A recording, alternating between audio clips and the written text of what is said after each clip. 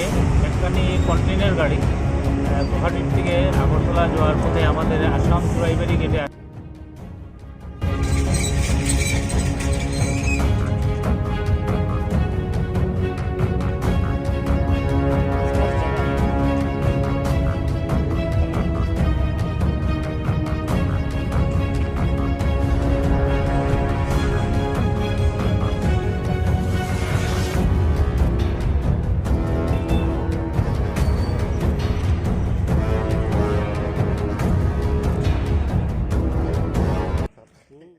গাড়ি গুয়াহাটির থেকে আগরতলা যাওয়ার পথে আমাদের আসাম চড়াইবাড়ি গেটে আসার পরে আমরা গাড়িটা থামার পরে গাড়িটা আমরা তালাশি করে তার থেকে আমরা 8 কার্টুন এসকাপ কফ সিরাপের আমরা কার্টুনগুলি উদ্ধার করেছি।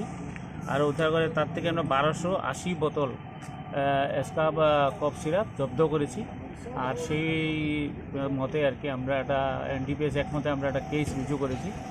আর গাড়ির চালক তার নাম হচ্ছে মুকেশ যাদব, তাকে আমরা করায়ত্ত করেছি। আর অনুসন্ধান চলছে।